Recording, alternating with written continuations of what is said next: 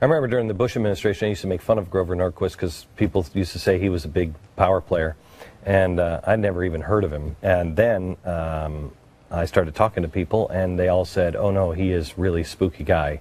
Don't take him on, Glenn, while you're taking on George Soros. Well, things have to be done now, don't they? So let's start telling the truth and exposing people for who they really are. Grover Norquist to help me explain to you, and this is just the beginning of this. We plan on doing quite a bit on Grover Norquist and some of the other GOP operatives.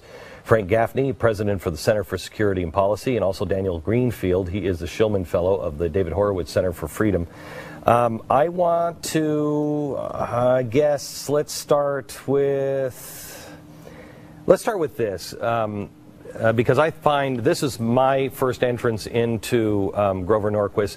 He is the guy responsible for a lot of the Muslim Brotherhood stuff that goes on in the White House now, isn't he? Start with Frank, and Daniel, you can take it too. You know, Glenn, I think most people who know Grover only as kind of a prominent anti-tax guy in the conservative movement would find that statement unbelievable. And to be honest with you, I would have.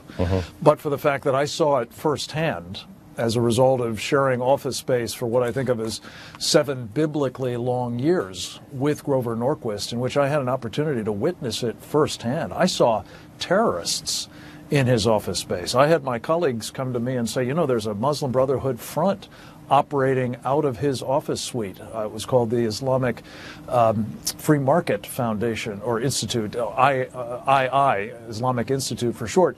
This was an operation that was created by a man who's now serving time in federal prison for terrorism by the name of Abdurrahman al-Amoudi, and it went on from there, penetrating the Bush campaign leading up to 2000 and then the Bush White House, and that set the stage for what's going on under Obama now. Daniel, tell me what his motivation would be. Why would he be doing this? Well, the Muslim Brotherhood, like the communists and the Nazis before them, were expert at setting up front groups with innocuous names and finding people who would be useful to them. Norquist was useful to them, and in some ways they were useful to him. But what he was doing was really entangling the Bush administration, making them complicit in this kind of terrorism so that the Bush administration would not be able to take a firm line. It would have to say, yes, there's a lot of moderates out there, and we really can't go around alienating them because we're now complicit in this. Okay, let me just go through some of the things that he has been for. He is for American Sharia, a supremacist program that I guess, Frank, you can go into here in a second. He has supported George Soros and J Street's anti-Israel agenda. He's worked to prohibit the government from using classified information to deport illegal alien terrorists, encouraged the closure of Guantanamo, supported the construction of the Ground Zero Mosque, endorsed civilian trial for Khalid Sheikh Mohammed in New York City.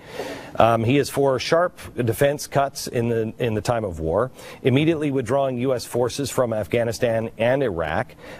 He espouses open borders, demands amnesty for illegal aliens, promotes gay marriage, promotes gays in marriage, promoting internet and other forms of gambling, promotes legalization of illegal drugs. There's a lot of things here, Frank, that I would say that maybe he's just a libertarian. Is he a libertarian, or is he playing for the progressive side?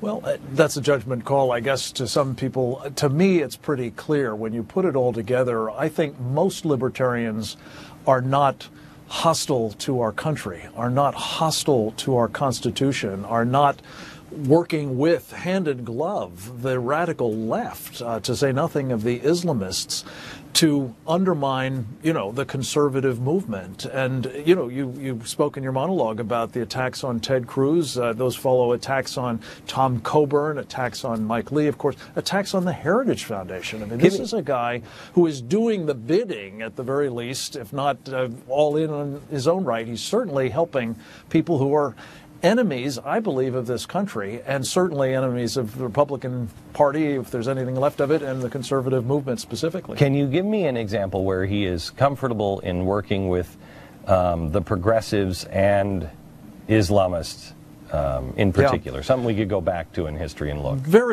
a very compelling, again, don't take it from me, look at this for yourself, in a course that you've been kind enough to help me talk about with your audience in the past, MuslimBrotherhoodInAmerica.com. Glenn, we've got a clip in part 7 of Grover Norquist at a meeting in Dearborn, Michigan in October 2011, put together between George Soros's, progressives or leftists, radicals, and the Islamists. And there he talks very candidly about what amounts to an influence operation that he's been running against a prominent conservative Republican Senate leader. And, you just can't come away from this with any conclusion other than he knows exactly what he's doing. And what he's doing is, in this case, advancing the interests of not just Muslims, but Islamists. And I'm afraid that's the kind of thing that he's got to be held accountable for. Daniel, real quick, I've only got 30 seconds now. Can you tell me what makes you think that he's not just a freedom guy, that he is playing for the other side? Well, if he were a freedom guy, then why would he be backing an ideology associated with a completely totalitarian regime? Why would he be backing the dissolution of the United States, the misfortunes of the conservative movement? And why would he be doing everything possible to undermine the entire possibility that the Republican Party can push a freedom-based agenda? Okay. Thank you very much, gentlemen. Back in just a second. And I want you to know that this is a very complex issue. And I think it is time for somebody to take on the establishment Republicans and tell you exactly who's who. If you're for the Constitution, I don't care if you're a liberal or a Democrat or a Republican and a conservative, I don't really care. If you're for the Constitution of the United States of America, that's our dividing line. And there are too many in the Republican Party, so let's clean out our own house first. Let the Democrats worry about themselves.